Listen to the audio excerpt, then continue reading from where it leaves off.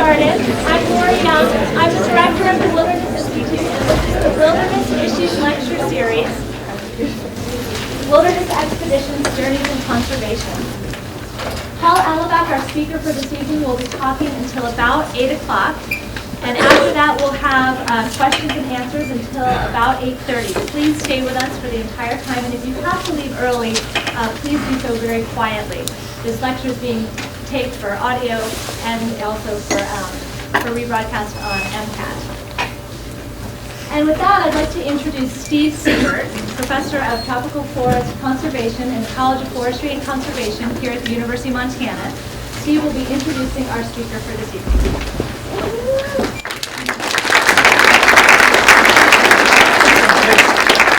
Thanks, Lori.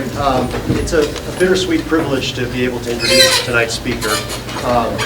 Paul Alabak has been a wonderful colleague and a good friend over the 16 years that he's been here at the University of Montana. And as many of you know, Paul will be retiring at the end of this semester. So by way of introduction, I want to just maybe highlight a few of the wonderful contributions he's made to his profession and to our community here. Let's start with Paul, the scientist, the research ecologist. Paul is an international recognized authority on temperate rainforests. He's conducted pioneering work on disturbance ecology, succession, structure and function of temperate rainforests. He's also conducted some pioneering work on comparative studies of temperate rainforests in Southeast Alaska, where he's done a lot of his work with their southern latitude counterparts in Patagonia. And one of the themes that I particularly appreciate in Paul's research is that he, in all cases, does the good basic ecology work, but then makes it extremely applicable through its application for current conservation and management challenges. Of course, then after research, there's teaching. Though you look around the room and it looks like there's some old folks here who've known Paul over the years. Paul has taught a number of key courses in the college over the 16 years he's been here. Many of you know him from forest ecology. Others know him from his regular participation every year in the Wilderness and Civ program, where he teaches the wilderness ecology class. And you just watch Paul in the field, and you talk to the students who've taken his classes, and they just get such tremendous experience and pleasure out of being with him in the field, uncovering patterns and processes that he helps to direct in their inquiry, and then probably as much as anything, just the sheer enthusiasm he engenders to be out botanizing with them. His commitment to teaching is also evident in the wonderful job he's done mentoring graduate students. He's served on literally dozens and dozens of committees over the years, and has helped produce a cadre of people who've now gone on to play leadership roles in their fields of ecology, both in the United States and internationally, particularly in Chile. And his commitment to students is perhaps exemplified as well as anything by the fact that he and his wife, Carol Brewer, who's a professor at Division of Biological Science and now an associate provost in Arts and Sciences, developed and funded a scholarship program to further student study in Patagonia. Then, of course, there's service. I don't know where to begin there. I've had the pleasure of having been invited by Paul to participate in some international symposium that he organized. He's played major roles on the campus. He's currently serving as chair of our Resource Con program here in college.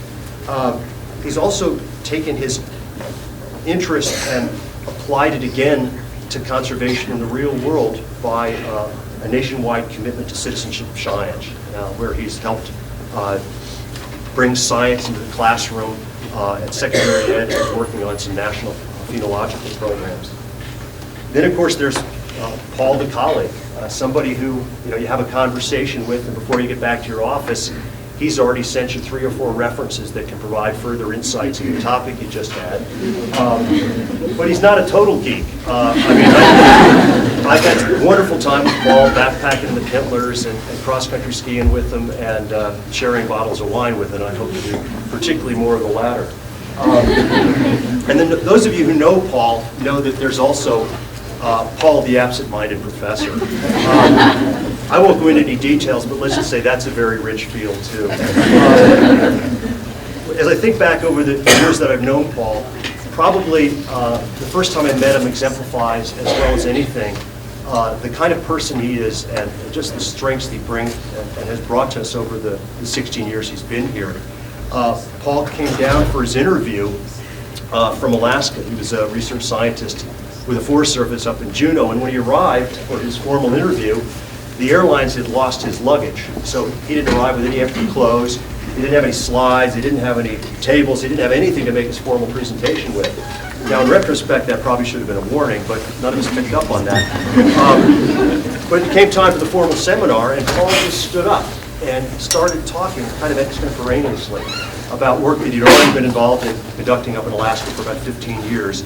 And it was just an absolutely spellbinding performance. It was classic Paul. It was detailed, it was rich, it was rigorous, it was broad-ranging, it was integrative, and again, like everything, he applied it to current, at that time, conservation and management challenges. And at the end of the hour, we all just sat there. Nobody got up. We wanted him to keep talking. And so with that, I'm going to turn it over to Paul to provide one more conversation in a formal seminar for us. Thanks, Paul.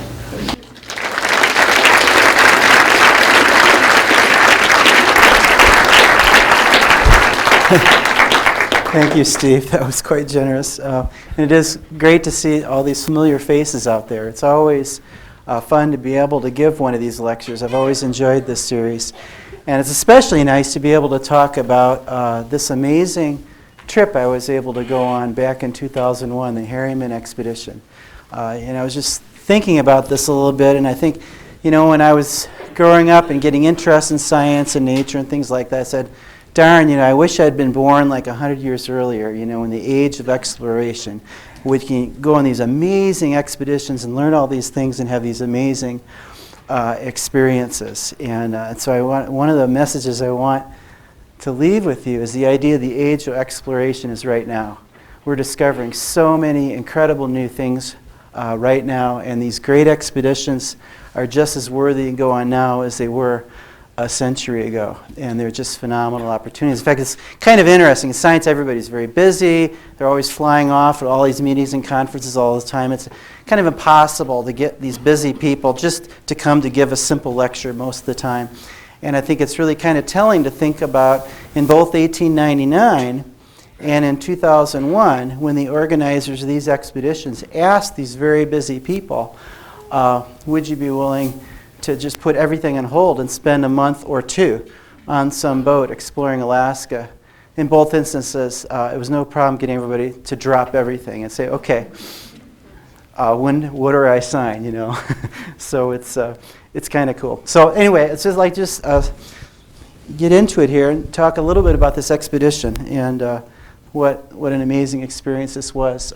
Just tell a little bit of history. I was a graduate student at Oregon State, and I was doing studies in Southeast Alaska. I'd first gone to Southeast Alaska in 1974 when I was a college student, and as soon as I got off the boat and saw this place, I mean, I was so drawn in by this landscape. I just couldn't believe how incredible this was. And here it was, 1974, and it just seemed so wild and remote, and so many things to learn. Very little had been published on the ecology of this area. What a fabulous opportunity. Right there, I wanted to devote my life to figuring out these amazing and intricate forests, and I think what makes it special is the context. You know, you've got this archipelago of thousands of islands, incredibly rich maritime climate, and these amazing temperate rainforests. What an awesome place. So I was just reading everything I could about this region and in all kinds of fields of study just to try to understand about it, learn more about the native cultures and things like that. And so in 1978, when I was trying to finish up that work, Dover reprinted the journals of the Harriman Expedition. I'd heard a lot about the Harriman Expedition in my studies. What a phenomenal opportunity. They had a baseline. This is always often lacking in ecology. We don't have something to compare against. In our studies of climate change, this is a huge problem. But here, there was this amazing expedition, you know, volumes, 20, 30 volumes were written from this expedition by the scientists themselves saying what was Alaska like in 1899. What a phenomenal thing. So I got this book and I started reading it and I started thinking, man, you know, I wish I could go on an expedition like this. This must have been so amazing to be on the boat with John Muir and John Burroughs and all these amazing people having this incredible voyage to discovery. And if anybody had told me 20 years later I was going to get a phone call completely out of the blue and be invited to go on an expedition just like the original participants were, I would just that, what kind of fantasy are you talking about? So it's like, you just got to be available for these opportunities. That's the thing. You got to recognize these things when they come along, because they don't come along a second time. And Smith College in Northampton, Massachusetts was one of the main sponsors of this expedition. They came up with this idea of redoing the Harriman Expedition of 1899, and Florentine Film Productions also provided funding, so they were able to help organize this whole thing. And it's one of the great ironies of history. Edward Harriman is known for a lot of different things. He was a very powerful businessman, fairly ruthless actually. He had many different railroads that he ran. In fact, he was just so fanatical in his work. That's why he actually was asked by his doctor, he really needs to take a vacation. And of course, he didn't know how to take a vacation, like a lot of these type A personalities. But what was so interesting is we reflect on it now, and for a lot of people, despite all the money he had and all the wealth and power, what he's really known for is the Harriman Expedition. Here's one guy who funded this amazing expedition that is the key reference that everybody thinks about for Alaska. And so it's really interesting, because one of the objectives was he wanted to shoot a grizzly bear. That was the main idea of this expedition. Like a lot of people said, that'd be really cool to shoot a really big grizzly bear. But if you're going to do that, and you got to go on this big boat anyway, you might as well invite all these people and make it worthwhile, just like everything else he did. So it's very interesting, this quote. I never cared for money. This is like, the equivalent of a billionaire in the 1800s, except as power for work. What I most enjoy is the power of creation, getting into partnership with nature in doing good and making everybody and everything a little better and happier. So it is just amazing how he did this. And not only did he fund the expedition, the amazing thing is then he funded the scientists to write all the volumes afterwards. That's what didn't happen with Lewis and Clark. Actually, the scientists themselves were funded to actually reflect on the expedition and create this monumental achievement. So the vacation for Edward Harriman, kind of bizarre. Okay, 126 guests, 26 scientists, artists, and writers. What he did was he was friends and very well connected with people in New York and Boston, and he asked his friend, C. Hart Merriam, is famous to Montana because he did a lot of collections for mammals in Montana. So he said, why don't you invite who you think are the preeminent scientists in all these different fields so that we could have a nice trip, and really be able to look at it from all different perspectives. And what's especially interesting is not only did you have the natural scientists, the experts in the birds and the mammals and the plants and the mosses and the geology and the glaciers and things like that, you had artists, you had poets, you had art historians. What a kind of a cool idea that I think we all could learn a lot from. That there's a lot, the context is so important, understanding ecology and science. How does it all fit together? And this was just so amazing when I was reading this book. I was saying, wouldn't it be so cool to be on a boat, where you could ask a question about anything, and there'd be somebody there that would have thought deeply about that topic. And whether you're looking at a glacier or a sea lion or looking at currents in the ocean, there's somebody that's really thought about that, and not to mention all the artistic realms too. So it's just fabulous. And this is very historically significant trip, really. Some of these people, we think of John Muir as this crazy guy that wrote those funny books on conservation and nature. But actually, he was selected, he was a leading contributor to geology and glaciology. He was really known for that, and he was selected for that. And John Burroughs, at the time, he's not as well known today, but he was a very famous writer at the time. He was popularizing nature, really an accomplished naturalist. And Edward Curtis, though, was fairly unknown. It turns out that the story was that Harriman got in a snow blizzard in Mount Rainier when they were trying to kind of get in shape and getting ready for the expedition. And they were kind of lost at a snowstorm up there. And they ran into Curtis. He helped lead them off the mountain and get them out there. And he said, oh yeah, and I'm a photographer. And so he kind of remembered that and said, oh, we need a photographer. We'll call up Curtis. He was a total unknown at the time.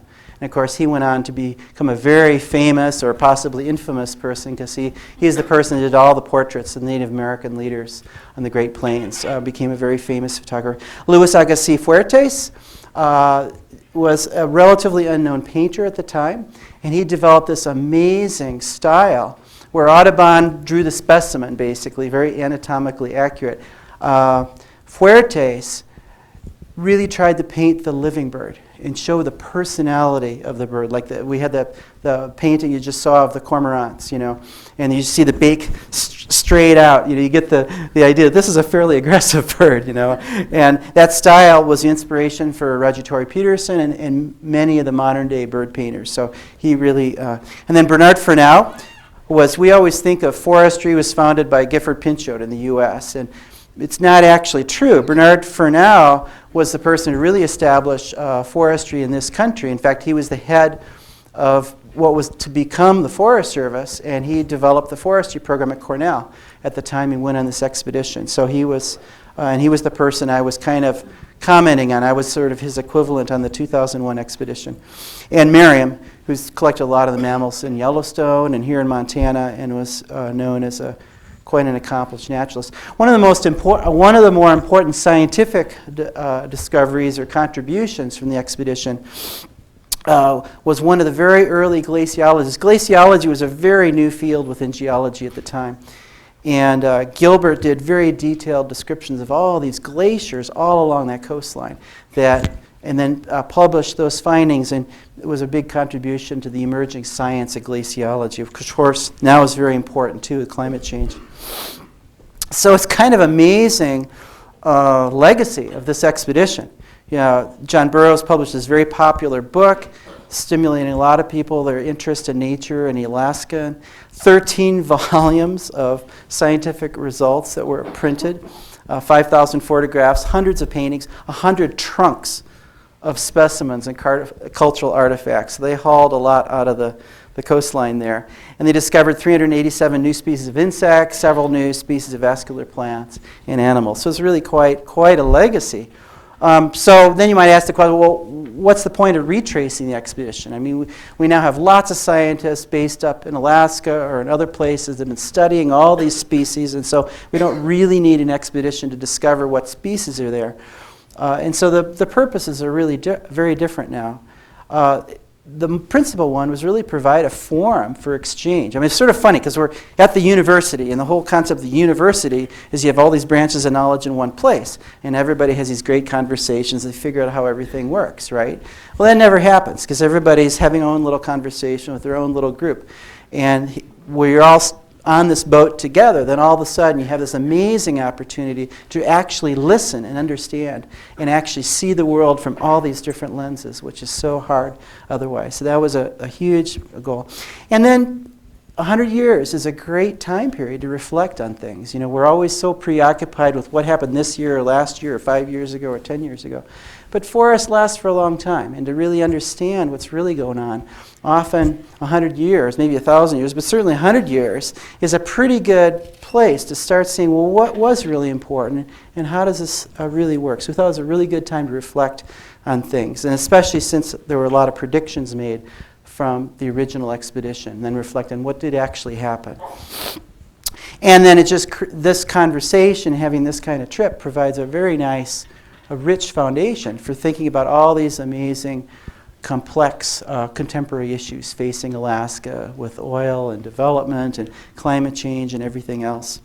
And then also, this seemed really hot stuff at the time. Now it's sort of passé, but we thought it was pretty cool that we're going to have all these computers on the boat, and we're going to do all this stuff so high school kids and other grade school groups could follow the expedition each day. We wrote in the log every day, and so we're providing this opportunity for all these people to share the experience, and we did that and provided a lot of environmental ed. Now, there's an interesting connection here. You're going to hear a lecture in a few weeks by Chris Fiardi on the Solomon Islands, and we have a connection to the Solomon Islands too. Just like in the old days, it takes many years to find a boat to go on such an expedition, to charter it for several months. And so we finally found this boat for our expedition, and we originally wanted to do it in 2000, roughly 100 years afterwards. But on the way to the expedition, the boat was going through the Solomon Islands and ran aground. And so they just got stuck there. And so then people flew back, and then they got a boat that would have all the equipment so they could take it off the rocks and fix it.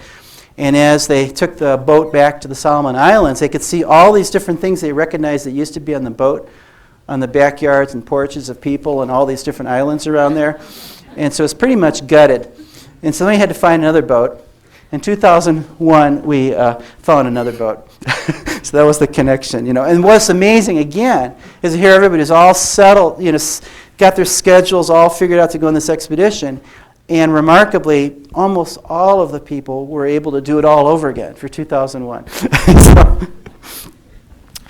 It was actually kind of a long ways. It was actually 9,000 miles from Seattle to Russia, along this route. And that was the route of the original expedition. That's the route we went. We actually all met in Seattle, then flew to Prince Rupert, and then started our expedition. Prince Rupert is a little bump right back up in here in British Columbia, and then followed the Alaska coastline up through southeast Alaska, where I've done so much work, and then south central out to the Aleutian Islands, Bering Sea, all the way to Russia, and then over to Nome.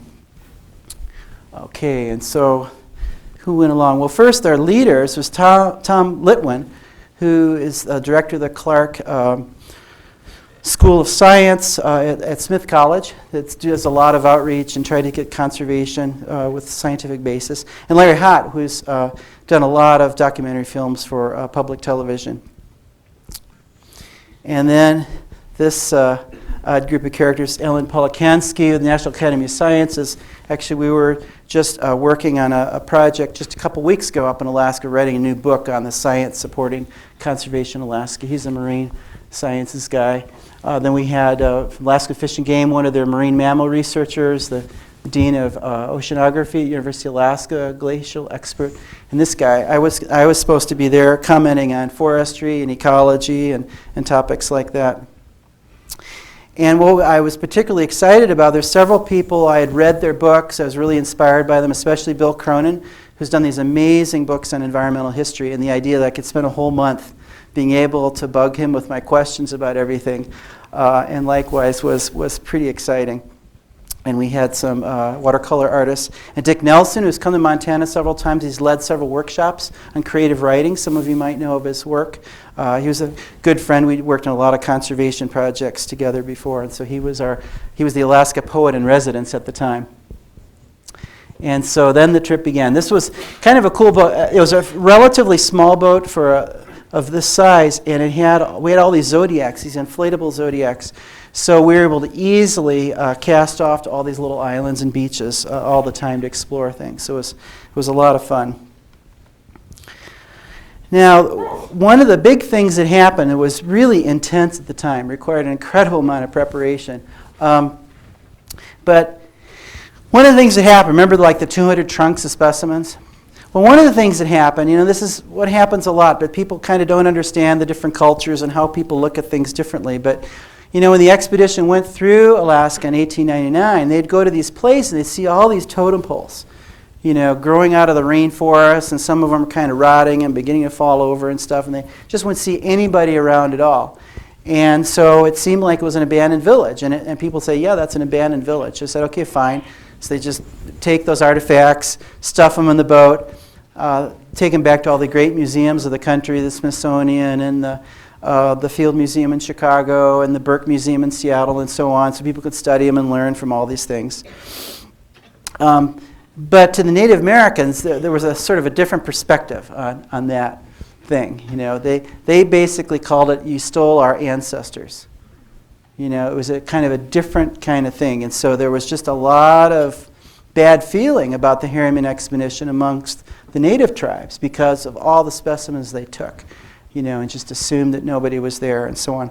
So there was legislation passed a while ago, the Native Repatriation Act. If you can document artifacts that were actually stolen from the natives, then they need to be returned. Well, that's nice in theory, but how do you document this stuff and who took it and where and who it belonged to and all that? Well, of course, with the 20 volumes of books or whatever from the Harriman Expedition, it was quite well documented where all those artifacts came from. And so we worked with all the curators of all these great museums across the country, and we had those curators were with us on the first day of the expedition with the Field Museum and Smithsonian and all these other places.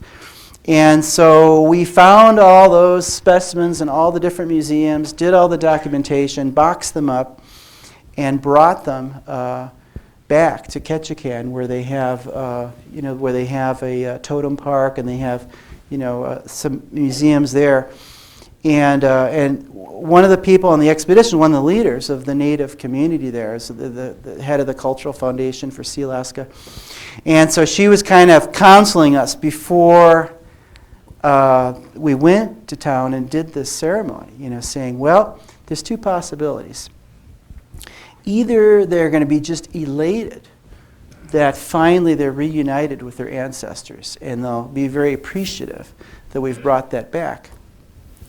Or this is going to bring back all those terrible memories and all the bitterness of the first Harriman Expedition. And we don't know which it will be. But we're just trying to prepare you. And fortunately, how it came out was, and I guess there was a student here that was part of this, but they basically had a massive potlatch ceremony. Basically, tribes from all over the place, natives from all over the place just gathered in Ketchikan, and we had this unbelievable celebration that went all day, all night. Lots of great food, lots of celebration, lots of stories. And it was just, and throughout the rest of the entire trip, every time we stopped at a village or a location, we were met by the native tribes. So it just set the tenure for the whole trip. So it was really quite extraordinary how that happened. It was pretty intense. Saw a lot of glaciers along the trip. In the original expedition, you might wonder if you've ever gone sea kayaking up there, why are there these odd names for these glaciers, like the Harvard Glacier, the Smith Glacier, the Yale Glacier? Well, they were named for all the schools that all the participants of the Harriman Expedition attended at the time. So we visited the Smith Glacier, which is not easy. Actually, in the original trip, Harriman, the captain was so afraid of going through these very narrow fjords in what's now called the Harriman Fjord, that he refused to take any responsibility. He says, no, there's no way I'm going to steer this boat through this passage. Forget it. If you want to go there, you steer it. And of course, Harriman did. I mean, he was a guy who, was used to getting his way. So he took the wheel, and they somehow they made it without too many injuries. And now that with the glaciers have melted, it wasn't quite as bad, but it was still kind of narrow getting in there. And that's where a lot of these things were discovered. So it was pretty spectacular seeing these things calve. And also we took photos of the glaciers now, and we could match them with all the photos from 1899 to see how they've changed. And of course, a lot of them have changed a lot. It was also an extraordinary opportunity. I've been studying Alaska for a long time, gone on a lot of trips up there. But it's so amazing to, in one trip, see the entire coastline and see how it changes. And that was pretty amazing to see where species drop out and come in. And then all these offshore islands that normally I'd be petrified to try to get to, because I'm usually getting around in a sea kayak or something. And there's giant waves and wind. But anyway, we got to see all these great animals and plants that occur in these really remote rocky areas, just like the original expedition. And there have been a lot of changes over time. We like to think of 1899 in Alaska. That must have been like total wilderness, must have been unbelievably pristine. But of course, the truth of the matter, that's why the history is always so interesting. Well, the truth of the matter is we just about hunted the fur seal to extinction right around 1899. And the sealing industry was going great guns. And the cannery industry, of course, there's no fishing regulation, so they had canneries all along the Aleutian Islands, all along the coast, and they'd fish until the fish ran out, and then move to the next island. And so there was a lot of activity in 1899, and now there's the legacy. There's the shells of these buildings, of these communities that were thriving, and just a boom and bust legacy. And speaking of boom and bust, of course, in the last century, another thing has happened in Alaska. Prudhoe Bay. Oil was discovered, and that of course wasn't predicted at all in 1899. What an amazing legacy that has been. This incredible boom and bust with the oil and how much it's transformed Alaska. Like everything, having pluses and minuses. Of course, incredible wealth to Alaska. They've had a couple forward-thinking governors that put a lot of the money from the oil into a permanent fund that's just incredibly valuable today, even with this market. Enough so every man, woman, and child gets at least $1,000 a year just for the privilege of living in Alaska. That comes from oil. But then there's plenty of environmental problems. So what we did here was we stopped in Prince William Sound, where there was this terrible oil spill in 1989. You know, the Exxon Valdez crashed and put oil all over the place. One of the most worst, from an environmental standpoint, oil spills we've ever had. So we had the head of the recovery team there that's been working recovering all those beaches from the oil, and the governor, and representatives of the oil industry. And we had quite a conversation on the boat that day, talking about oil.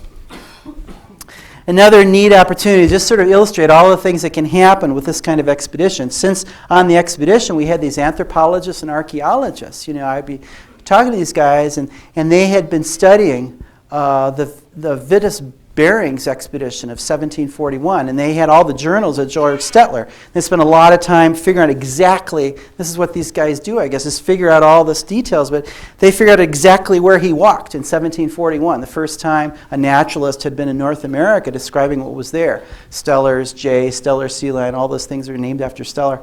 And so they had his exact route on Kayak Island, and so when we saw that we were going to land on Kayak Island, I said, well, cool, I want to go with you, and let's walk exactly the route that George Stellar did in 1741, and I'm going to collect plants all along the trail, exactly where, just to see what had changed. And the one thing that happened that was kind of fun, the one story I can tell from it, is looking at the species that I found 100 years later. The only species I found that wasn't in his list was a Russian species of dandelion. So we could say maybe there's some seeds on his boots or something, I don't know, because he was from Russia. Of course, all kinds of great plants to look at. But the reason why I was supposed to be on this expedition was to think about forests. I've been spending my career trying to figure out what's going on with these forests up there, and I wanted to help everybody in this expedition think about, look at these forests and see what's going on with these guys. And these temperate rainforests are pretty awe-inspiring, filled with mosses and liverworts and ferns and big trees and everything else. And I was reading the journals of Bernard Fernau, and he had wonderful descriptions. He was a great ecologist and forester, naturalist, had excellent descriptions of what was up there, did a really good job of painting a really good portrait of what's up there. But what's been really controversial is those participants of the original expedition, one of the ideas, of course, Harriman was the big businessman, of course, so you know, all along the trip, he's sort of looking at, well, railroads. Where could I build a railroad? Where would be a good place to build a railroad up here to make some more money, you know? And so one of the things was looking at the potential of economic development of Alaska. We only got Alaska in 1867 with Seward. It's only been about 30 years, and there's still a question of what are we going to do with this place, you know, and what's the economic potential? So there was a lot of effort to try to get the people to make predictions. So this was Fernau's assessment, which has been very controversial, actually. He said, in addition to the small value of these woods, and he's thinking of economic value here, the conditions under which lumbering on the rugged slopes would have to be carried on are extremely difficult. Add to these detractions the distance from market, and we may readily see the reasons why this reserve, meaning the forest right along the southeast Alaska area, for an indefinite time will be left untouched, except for local use. Okay, that was kind of his prediction, 1899, what should happen in Alaska coast. And so we could ask the question, was Fernau wrong? And everybody I knew in the Forest Service and other places up there, it was common knowledge. What a Dumbo. I mean, you know, here he's supposed to be the founder of forestry in the U.S. How could he have missed it so badly? Because, of course, as you probably know, Southeast Alaska is not a totally pristine wilderness. There's been a little bit of activity by the Forest Service over the past 50 years. There's a lot of clear cuts out there. So it kind of seems like his prediction wasn't real great. In fact, in the 70s, when I was actively working up there, as much as 20,000 acres were clear cut every year. So there was a lot of logging going on there. But you have to get the context. This is why I think the context becomes really important. You say, well, he's really wrong. But, of course, what he was not counting on was there would be considered of the strategic national interest of the United States to have a larger population in Alaska and for Alaska to become a state, especially after World War II. And you know the whole thing about Palin talking about she can see Russia. That's why she knows about foreign policy. Well, Alaska is next to Russia. And after World War II, that was kind of important. And it was thought of great strategic interest in the United States to have more people living and working in Alaska. And with Japanese reconstruction, it would be of much greater interest for that wood to come from Alaska than from Russia.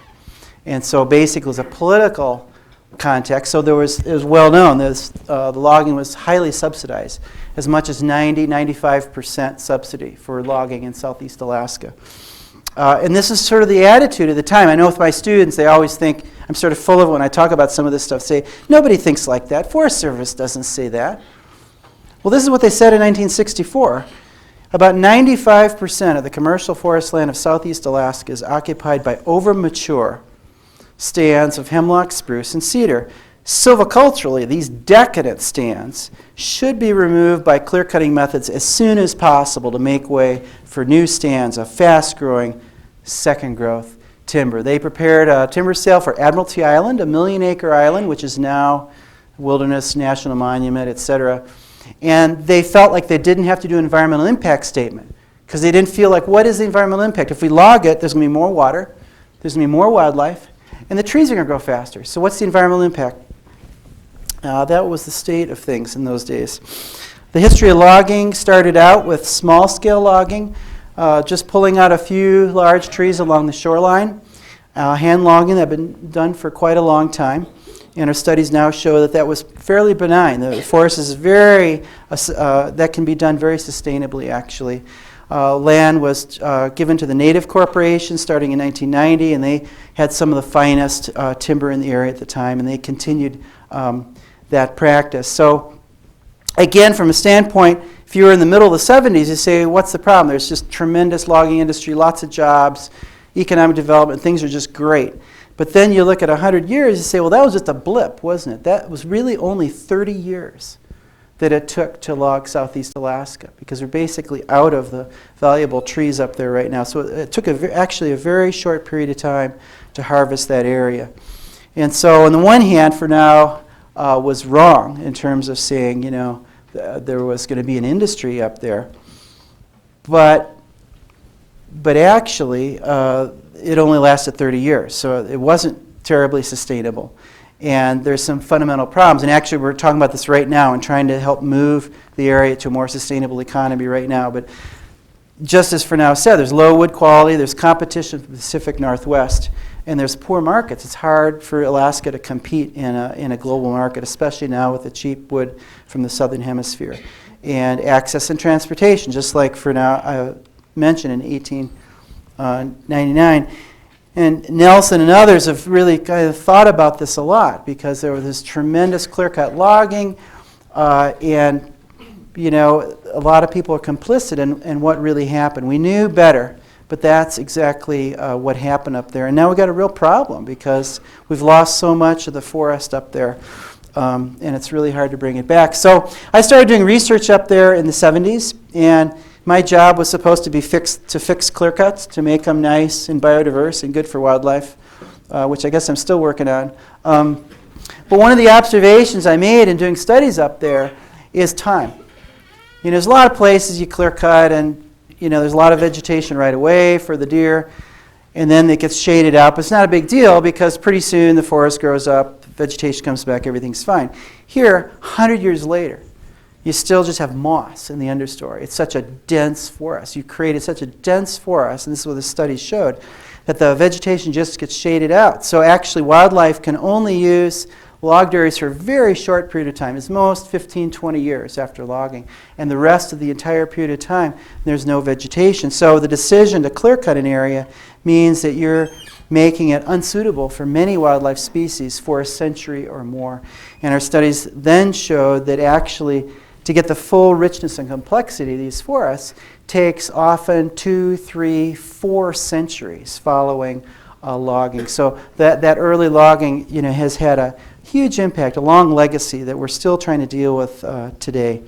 And there's some species that are specifically adapted to the dynamics of old-growth forests. Individual trees getting blown over, creating little holes in the canopy, just like has been described in the tropics. And the best way to promoting them is creating a process similar to what happens in old-growth forests. And so a lot of these studies were done, and as sort of an intermediate measure, what happened was basically we realized, this logging is having these tremendous, even though they didn't think that it was even worth doing environmental assessment back in 1964, we found, in fact, that clear-cut logging in a temperate rainforest fundamentally changes its ecology for a long period of time. So even though we might think of it as a very benign thing in other parts of the country, in this rainforest, it really set up a huge trajectory of change. And so a lot of the studies I had done and other scientists and other conservationists worked together, and we were able to, didn't really influence the Forest Service that much in what they could do, but we did influence Congress, and we got several pieces of legislation passed to protect a lot of these lands. When I started, there was nothing protected in Southeast Alaska. Nothing was reserved from logging. And now nearly half the commercial forest has some degree of protection because of this problem of clear-cut log and the way it was doing, which is not a great final solution, but it was helpful at least, because it seemed like it was not going anywhere fast with the way the logging was done. And so what's the future of timber industry in Alaska, thinking about this whole thing? Well, the future is small-scale local use, and that's what we're talking about in earnest right now. We're working with a number of small mills up there now. This is a conversation we had a couple weeks ago in trying to get some better markets, more sustainable markets for timber up there. And the timber industry is the industrial scale timber industry is pretty much collapsed up there now. And so now a lot of these things that for now originally predicted was what we should be doing with the wood, we're actually trying to do right now, value-added products. And then with all our studies of ecology in the last century, now we're trying to figure out how can you log in a way that sort of fits with the ecology of the forest. And we've got some good ideas in that, some promising results, looking at if you thin the forest, kind of like how for now was actually a big proponent of selectively logging. That's why it got in a lot of trouble. That's why Cornell lost its forestry school turn of the century. A little debate between Gifford Pinchot and Bernard Fernau. But anyway, he was always promoting this, and it's very sustainable in this kind of forest. You can pluck these trees out, vegetation comes back almost immediately. Very long-term sustainability. So we're trying to experiment with this, work this out so we can have a more sustainable forestry up there. So what are the accomplishments of this expedition, compared to 1899? Really different. We really wanted, a lot of this was outreach and trying to get people to think about these things. What a cool opportunity to think about how people have changed the environment, how the environment has changed in a really spectacular place. So we did a 2-hour public television documentary. It's been broadcast on public TV several times now, and it's available as a DVD. So we did that. That was a giant, just a giant operation trying to do that. A companion book for the expedition was published by Rutgers University Press, which is available now. And then all these watercolors and oil paintings, over 1,000 photos came from the expedition. Another thing I was going to mention, another kind of a cool thing that happened when I was on this trip, was I was talking to some of these artists, and they were really fascinated with how I looked at the forest. They're used to painting the forest and looking at the shapes and textures and patterns, and they wanted to know, well, what do I see when I walk through the forest? So I had this amazing walk one time with one of the watercolor artists where we walked through the forest and sort of compared what we see that's interesting in that forest and what our eye picks out and what's out there. So that was really, really fun, thinking about different ways of looking at stuff. And then our educational materials have been used in classrooms across the country. So that's worked really well, and the website is very active. But I can speak for everybody that was a member of the expedition, both in 1899 and in 2001, that for us personally, there was a much richer, deeper thing. In a lot of ways was life-changing for everybody that participated. And I think this thought is captured pretty well by John Muir talking about his experience in the expedition in 1899. On the Elder, that was the name of their ship. I found not only the fields I like best to study, but a hotel, a club, a home together with a floating university. I enjoyed the instruction and companionship of a lot of the best fellows imaginable. In another postscript to that is another one of the big changes in 100 years. Of course, in 1899, all the scientists were guys. In 2001, about half were women. So there's a lot of things that have changed in 100 years. But it is a fabulous opportunity to do an expedition like this. It just really forces you to look at things in a lot of different ways, from a lot of different perspectives. And I think if you ever have the opportunity to do something like this, I think it's pretty fabulous. Well, thanks a lot. I think now we got some time for questions.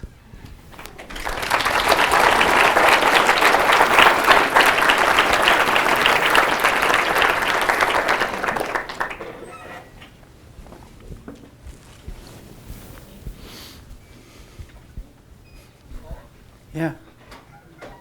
What are the natural disturbances that those forests would see? Is it fire and insects? Oh, great question. The question was, what are the natural disturbances? I've just written a book chapter on that, actually, for our upcoming volume in Alaska.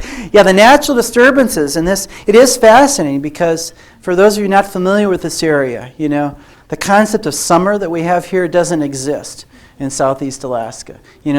Summer is not associated with hot days and watermelon and things like that. It actually rains in the summertime, and it's like 50 degrees a lot of the time.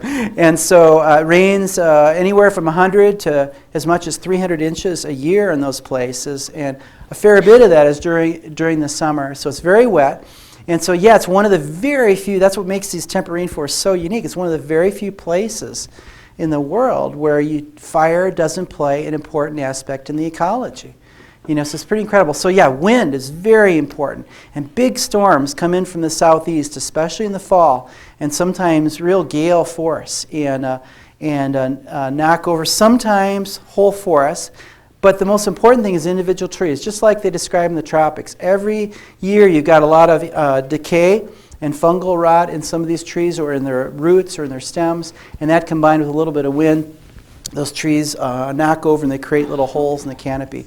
And over time that creates this very rich mosaic and diverse forest. So that's a major thing. And then if you get up in the mountains a little bit more on steep slopes, lots of avalanches. They get incredibly, as you can imagine, really wet, heavy snow. So lots of avalanching is important, and flooding is very important in the riparian forest. They get these just giant storms. But that is and that's what's so interesting from an ecological standpoint, is to study a system that doesn't get burned up all the time. And there aren't very many temperate forests that are like that. So yeah, that's what makes it, and that's a nice template for management. If that's the natural pattern, individual trees knocking over, then it seems like selective logging is a pretty good parallel for that, and all our data suggests that it is. Yeah. I wonder if you could just talk about a few of the more significant changes in animal populations. First expedition in yours. Right. What are the big changes in animal populations? I mean, one thing we're really proud about in Alaska is we always say that we haven't caused anything to go, the Forest Service likes to say this, so we haven't caused anything to go extinct, so we're doing really well.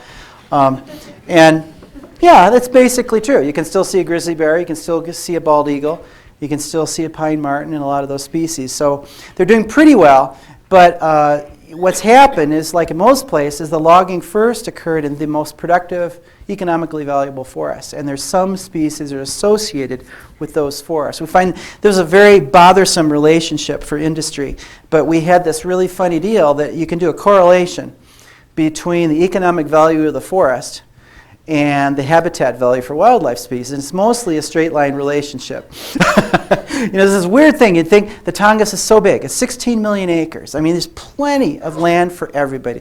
Why are we arguing about conservation up there? But it's one of those things. They say, like, if you're only going to take 4% out of your body, it sort of matters what the 4% is. And that's been sort of the problem with the Tongass. There's about 4% that has highly productive forests that are commercially valuable. And it's that same 4% that also tends to be the extremely high quality winter habitat for Sitka black-tailed deer. It's the area that grizzlies go into, especially in the riparian areas, and there's a whole host of other species. But yeah, they haven't really gone extinct. We're kind of worried about a number of species on particular islands. And one of the things that we got all these new techniques in genetics and molecular genetics is giving us some really new insights. There's a number of people working on this, but one thing we're finding that's really kind of amazing is it's an island archipelago. And we know you'll learn more about this in the Solomons, I guess, but island archipelagos are really cool for ecologists because these natural laboratories. And we're doing the genetics, and we're finding that actually there's genetically unique populations on many of these islands. In fact, new species of mammals. There's a new species of marten that was discovered in southeast Alaska about 5 years ago. That we could, and there's more genetic diversity in southeast Alaska than all the way across Canada. So they were refugia during the glacial periods. There's a lot of species that persisted during the glacial. So that's what our concern is. Yeah, it's true. We haven't caused a species to go extinct. But there's a lot of evidence that we've lost many genetically unique populations in Southeast. And again, I don't know what it is, but again, you do a correlation, of where the best, most valuable timber is and where the most unique species are. And again, it's a pretty decent correlation. It turns out the southern islands of Prince of Wales and Long Island and areas like that where the most of the logging is, that's where most of the endemic species are, the species that are unique to the area. So that's what we're really concerned about right now. And of course, we don't know about the insects and the mosses and the liverworts. So they're much more likely to have been extinctions, but we don't know. And that's the whole thing with ecologists. Here in North America, where I think we know all this stuff. We've got all these great field guides and stuff. There's still a lot of stuff we have missed. So yeah. So we're doing pretty well compared to other places, but that doesn't mean we haven't lost anything. That's a great question, yeah. Yeah, what other place has a problem with deer? Isn't that bizarre? That's one of our big issues is deer in southeast Alaska. The deer like old growth. In the old growth, the snow is lower, and there's still forage, and so that's really good overwintering habitat. And so that actually is one of the big issues, is trying to manage the forest to provide winter habitat for deer. Most places, you can't even get rid of the deer if you wanted to, but they're having problems.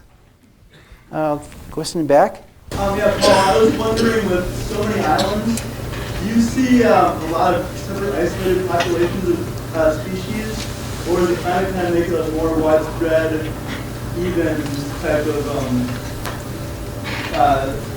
distribution of species? Yeah, the question again was about these islands and how widespread are these species. There are some islands that have unique species. And, it's kind of amazing. I remember flying in a float plane, a little seaplane, at about 500 feet elevation, and looking down as I'm going over this giant fjord. It's like 10 miles wide or something. And you look down there, and I could see a deer swimming. It's kind of incredible. And so they are amazing at how they get around. So the deer can actually swim large straits that I would never even consider sea kayaking. And they get around pretty well. The grizzly bears are kind of interesting. We have this rule in southeast Alaska called the ABCs. The Admiralty Baranof Chichagof is where you have grizzly bears and no grizzly bears to the south. And so that's an example of there's a real barrier that they only are on certain islands, and the wolves are only on certain islands as well. And so there are some species that are restricted to individual islands, so it's pretty interesting. It makes it, a lot of fun. Yeah. Could you talk a little bit about the major changes you saw in fisheries data and some of the policy implications for that? Yeah, well, the story in fisheries is just fascinating. It used to bug me a lot because, again, it was another one of these correlation things. That if you look at the beginning of the timber industry, like in 1950 is when they had the authorization from Congress, they can start clear cutting the Tongass. And then you look at fishery harvest. Again, it's a one-to-one relationship. So it looks like the more you log the forest, the better the fish are doing, even though there's all this data that would seem to dispute that notion. And people are, well, what the deal is this is a great example of history. Okay, now why is it? Well, it turns out, why did even Alaska become a state? Well, it turns out, as I was mentioning, there was just no regulation at all, turn of the century. And they were just fishing. Their way of fishing used to be you'd put a net across a fjord, and once you clean that out, then you go to the next fjord. Have a little camp, floating camp. That was kind of how they did this. So they're selectively wiping out fisheries. And all the management decisions were made by canneries in Seattle.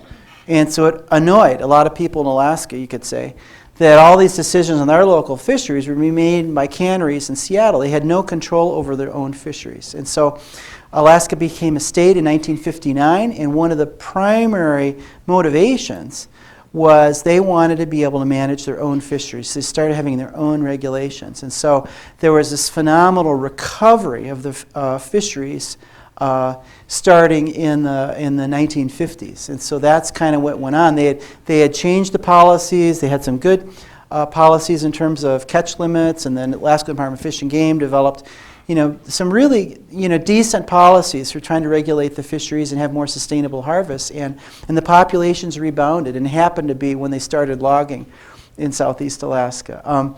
And so the salmon could be doing better, but it's, worldwide, I mean, the salmon in Alaska are doing better than any place.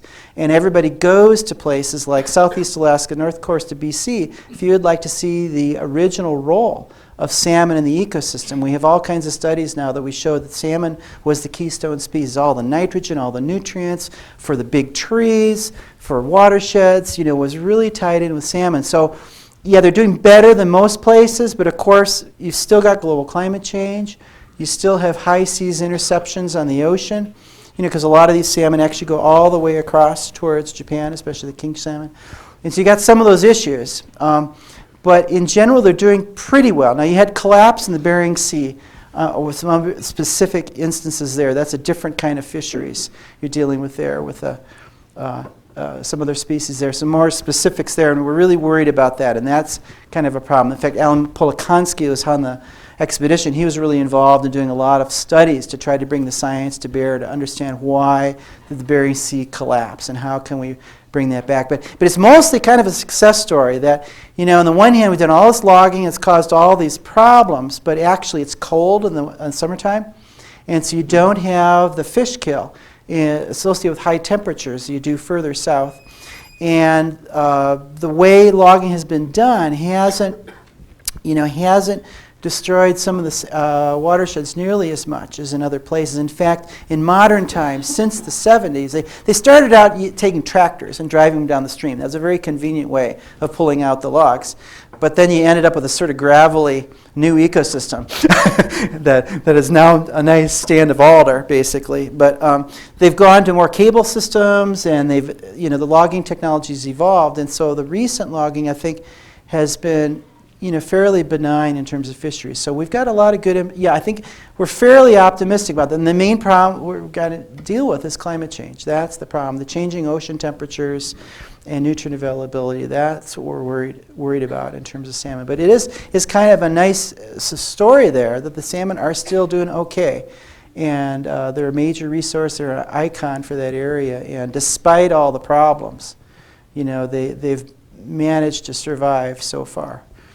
So it's pretty neat, and it is a fabulous resource up there. If you ever get the opportunity, it's unbelievable, and it gives you an idea of what the Columbia must have been. Just to see the salmon runs in Alaska today, and just imagine what they must have been like in Northern California, Columbia River, places like that. It's pretty phenomenal. It's just one of those marvels of nature, really, to see the salmon coming in and all the birds and all the species. It's this cacophony of noise as these salmon come in, and it really is vital to understanding how that place works. Yeah, no, they're doing remarkably well. Yeah.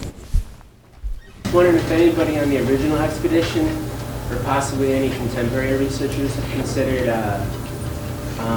what the state of canopy species is like, such as... Oh, yeah, this is a great question. Has anybody from the original expedition or the recent times looked at the forest canopy?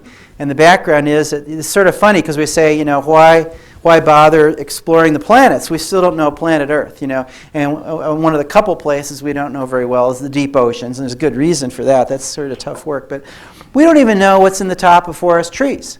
It's kind of incredible, the forest canopy. And there's been amazing work. It's just very ironic. But what they like to do is use a construction crane. That's a little bit irony there. But they build a railroad track in a circle, have a big construction crane, and that allows researchers to go up and down and access the full canopy, And they're doing those studies, and they're finding out incredible things. As you're alluding to, there's Studies in British Columbia in particular, at University of Victoria, there's a number of people there that have been doing amazing studies on canopy insects. And what they're finding is these big old temperate rainforest trees, these spruces, they have these big branches, they gather all this precipitation, the nutrients come into the notch of the branch, and then you have these big mosses that form, and they form these giant mounds, this one species in particular. And inside those mounds provides habitat for all these species, that it's the only place in the forest they occur, as in these moss mounds. And so we're seeing more unique species in the forest, in these moss mounds up in the canopy than any place in the whole forest. And so it's pretty amazing, and it's just an overwhelming task actually to catalog these things. But we're finding lots of new species of insects up there, and we're also finding lots of mosses and liverworts and lichens up there, and the Pacific Northwest too, and we're realizing we're kind of looking at the wrong species before. These are the ones that are actually most likely to be affected by logging and climate change and things like that. So that is definitely the focus of new work up there, for sure. And also in Patagonia. And several of our wilderness students actually have been involved in that effort, doing some really neat work, trying to catalog those organisms. So it's kind of cool. You don't have to go far to find new things. It's all out there in the forest. Nobody's done canopy work in Montana, to my knowledge. So that's something ready to be done. Kathy? After the Valdez oil spill, there was a lot of information about the effects on the animals and the fisheries and the fishermen. But how was the plant community and ecosystem affected? Were you able to see some of the differences and compare with the Harriman Expedition? Yeah, no, there's a good question. It's about the oil spill by the Exxon Valdez in 1989 in Prince William Sound. It was, as I mentioned, it's just a terrible oil spill. It was really funny because at the time they said, "Oh, this is no problem. You know, we'll skim the oil off, and you won't even know it was there the next year. Nobody will know the difference." And of course, 10 years later, salmon are continuing to be killed by residual volatiles in the oils in those beaches. And the problem was the beaches are so complex. So these are very complex fjords, very anastomos, little branches, tiny little bays and inlets, and lots of sandy beaches all throughout there. And so the oils seep very deeply into these very complex beaches. And so when you have the high tides, they bring that oil out every spring. And so it's just been a terrible problem. And so, yeah, we did actually some studies. We were just sort of lucky. We happened to put in some permanent reference plots, some old growth forests in Green Island and Montague Island and other islands out in Prince William Sound a year before the oil spill. So we had a kind of a cool baseline. And we also did some transects out to the beach, as luck would have it. I mean, it was just sort of not what we normally did, but for some reason, we thought it would be a cool thing to do. And so we looked at that, and that's where we see the plant. The question is, what are the plant impacts? And what we found was, yeah, the oil spill definitely affected a lot of the shore vegetation, the grasslands and the marine intertidal and things like that. And we saw those kind of effects, but we didn't see that much up high in the forest. But yeah, it definitely was affecting the very species-rich brushy areas in the edges of the forest for sure. Yeah, no, that would just really surprised everybody how long-lasting those effects are. That's just been remarkable what happened there in a really special place. Yeah? From a climate change perspective, what major differences you noticed between the original Harriman Expedition and the one that you took?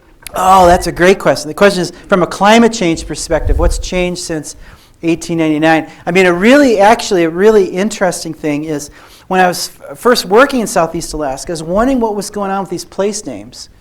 Were these guys dreaming or what? I mean, why are they calling Icy Pass, where it's just nothing but a dense green forest everywhere? And why are they calling Glacier Bay, Glacier Bay? All you see are forests all over the place, And it turns out that the Captain Georges Vancouver, who discovered and named a lot of those things, his expedition was in the late 1700s. That was during the Little Ice Age. And a Little Ice Age in Alaska was quite spectacular.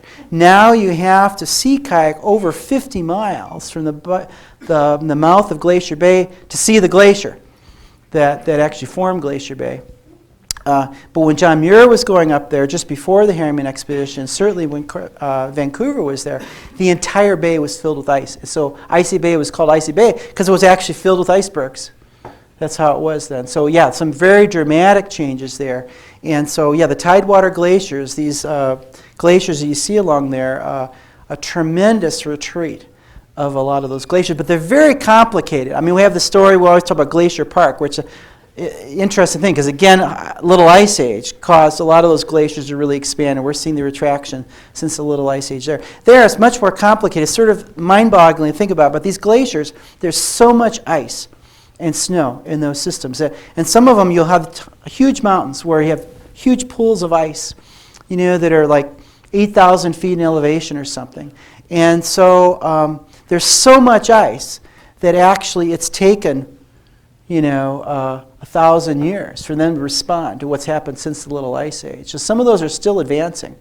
Many of the glacial systems, there'll be one glacier that's advancing even though everything in general is retreating. It's just because it's getting its ice from one of these high elevation spots where it's held onto it a little bit more. But in general, when we did our photo pairs, we saw, just giant loss of glaciers as we've seen. And like some telling examples is like we have visitor centers. It's a very popular thing, like in Juneau. They always make this big deal. Okay, we're the only city with a drive-in glacier, because you can, from the airport, you can drive in your car and you can see this big glacier, the Mendenhall Glacier. So you have a big visitor center there, and everybody takes a picture. I've got lots of pictures of the Mendenhall Glacier. Everybody takes pictures of the Mendenhall Glacier. Well, Mendenhall Glacier is retreating so quickly that some people say, well, maybe we need to move the visitor center. Because you have to walk kind of a long way to see the glacier now. And it was right next to it when they built it, in the 60s. So yeah, some of that is pretty spectacular how it's changed. The other thing that's changed related to that is we used to have the deep snow winters up to the late 70s. And so a lot of these avalanche paths are now being colonized by trees. And that's changing the landscape quite a bit. Yeah. Yeah, the glaciers are amazing. Yeah. Do you think conservation efforts in Alaska have put extra pressure on lumber productivity in the southern hemisphere? Yeah, that's a great question. I've talked about that a lot. In fact, in the Harriman Expedition, I made that argument, actually, because I've been working in Patagonia. In Patagonia, lots and lots of species are rare and endemic and unique. And so if we were protecting the forest in Alaska and that increased logging in Patagonia, that would definitely be a lose-lose situation for conservation. You're losing truly unique ecosystems. Well, the funny thing, the kind of odd thing that's developed now, the world is very global. It's really kind of, I love these interconnections of everything. But it turns out what's happened in the last 20 or 30 years is all these southern hemisphere countries, Chile, Argentina, Australia, New Zealand, they have invested in putting pine plantations from our California pine, Monterey pine. They've been putting these pine plantations all over the place, in old farms and places like that, and clearing some native forests too. That's another story. But anyway, they've been putting in pine plantations everywhere. In 15 years, you can grow a tree that's 12 inches in diameter in Chile or New Zealand. And so basically, they can grow the wood so cheaply in the southern hemisphere that they've basically have shut down the timber industry in many northern hemisphere countries. That's basically the prognosis. That's what we were talking about this meeting just a couple weeks ago, that there's no way that Alaska could ever compete with that wood resource. So that's kind of, they had a positive conservation thing, I guess you could say. The market was taken away, and now they're moving towards a more sustainable timber industry up there. And I'm sure that's a challenge here in Montana and other places too. I mean, in terms of cheap wood, I mean, it's just bizarre. But you can buy a sheet of plywood from China cheaper than you can make it here in the U.S. So it's just a very bizarre situation. Hopefully that will change at some point. But right now, no, I don't think you can make the argument that conservation in Alaska has actually impacted Patagonia this particular. But it's a great point. It's something to always be really careful about because, there are a lot more unique species in the southern hemisphere, and we certainly don't want to put more pressure in those forests. Yeah. Oh, back there, yeah. I guess I follow up that question. What do you see as far as the ecological way of? There's 6.5 million people in the world. What's a good way of mitigating the whole logging problem in the first place? And where can logging be done? And how can it be done? Wow. Real simple question, okay. Yeah. No, they were saying, we got this burgeoning world population. Where are our wood resources going to come from? I'm not an expert on this, but basically, there's been a big discussion, in the School of Forestry, certainly for a long time, about, what are some ways to move forward. And the first thing I think is you need to frame the problem correctly and understand what's really going on here, because you have to look at all the assumptions. I mean, the first one is we got this burgeoning world population, and I think I blame wildlife biologists for this, but they're used to counting things, and looking at populations, and everything's a nice, clean, linear relationship. So if you have more deer, then you have less plants, right? I mean, it's a very simple relationship, so it should be the same with people, right?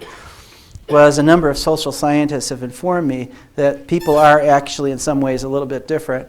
I mean, and so that's an important thing to be thinking about, is it's actually our lifestyle and how we use resources is hugely important. It isn't really the number of people by itself that necessarily gives us a lot of insight of the problem. It's like, how are we using these resources? And there's a lot of opportunity to use our resources far more efficiently. And so I think that's a really important aspect there, is to, like we're seeing the Tongass in a lot of places. There's a lot of ways to do sustainable forestry and be much more efficient. Because, see, the thing is, it happened when we had this massive subsidy for logging the Tongass. It's just hard to get over this sort of human, this sort of natural reaction.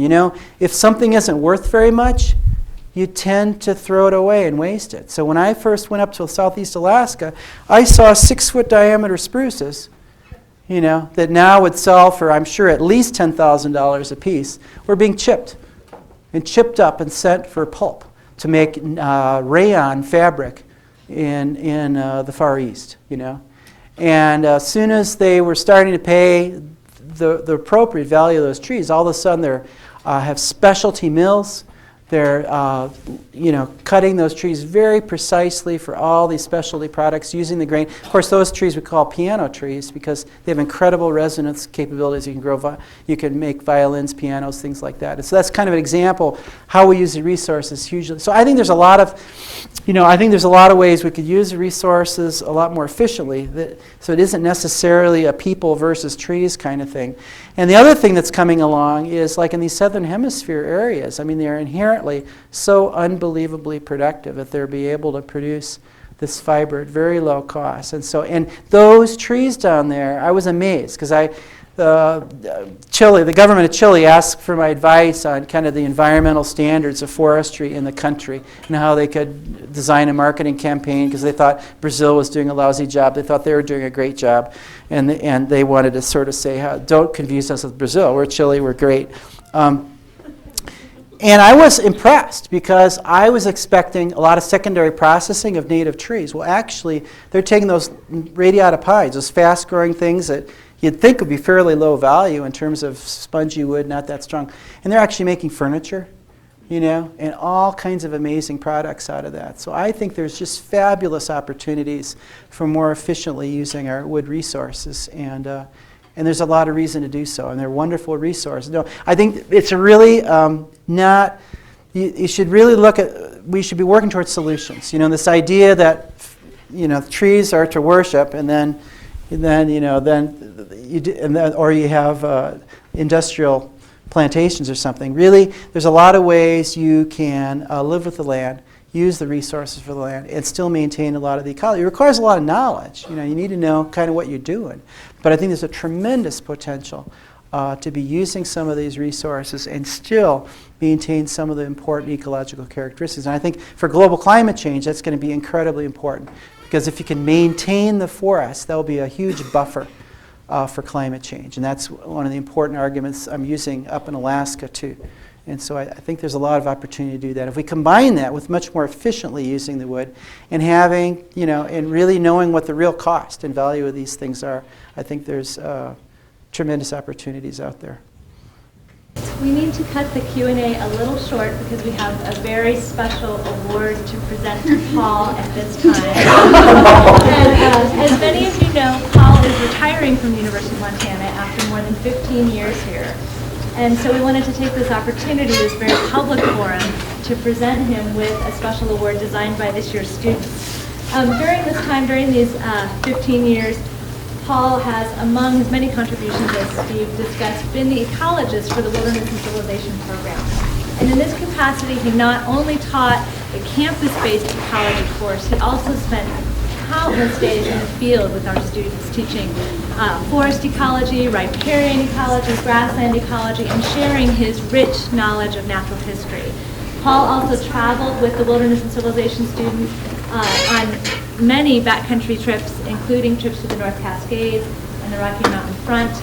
And through this work, Paul has been so much more than a forest ecologist. He has really enriched the lives of literally hundreds of students, inspiring them with lessons about the complexity and the beauty of the natural world. For those of you who've been in the field with Paul, you know what a wondrous experience it really is. And so with that, Nikki Fear, the Wilderness and Civilization Program Coordinator, is going to present Paul with an award.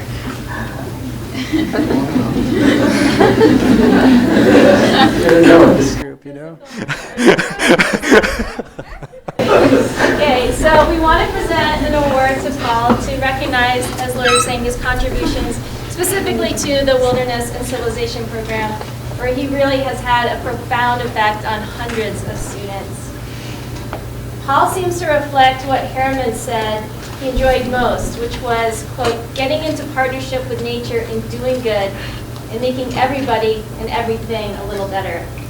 And we're all made better by spending time with Paul. His passion to understand the natural world is infectious. Conversations with him are engaging and mind-stretching. He's a dedicated and generous teacher, having been for his students what he himself was drawn to on the 2001 expedition. Paul for his students has been that person who they can ask any question, and he has an answer. Or has thought about the question. Or at least is then enthusiastic to engage in a conversation about that question. So, for these qualities, Paul has earned an endearing nickname by this year's Wilderness and Civilization students, and particularly by student Red Laird, right there. And it's also the basis for this award. So to him we grant the Poogle Award. So you can probably make sense of this. Poogle is like Google, and students quickly learned that they can basically Google questions and get an answer better than what Google. So for this award, so we've been Googling Paul, you know, all year for many years. And so what the students did is they decided to come up with this award, which is like the Academy Award of Ecology here. And basically did a search for Paul Alabac. And what came up were many great words on here that I'll get to read, noting his passion, wisdom, commitment, inspiration, knowledge, and vested interest in sharing with them as students. So their words or results really from this year's students, but they really represent what many students feel and the many ways that students have been influenced by Paul or Poogle over the last years. So I see many of his former students here. So what I would really love to do is for Paul to see you all here. So for those of you who have been in the Wilderness and Civilization Program, could you all please just stand?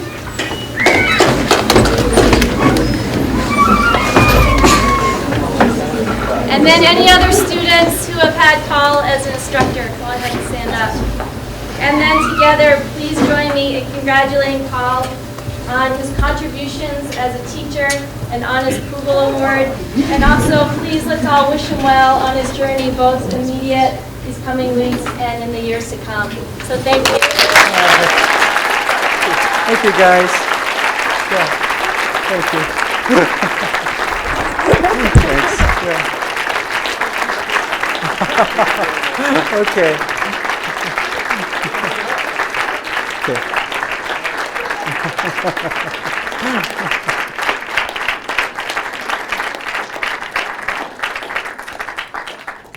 And then for one last picture, we're all excused, but if the students could come down and we'll get a picture of Paul with all his past students, that would be great.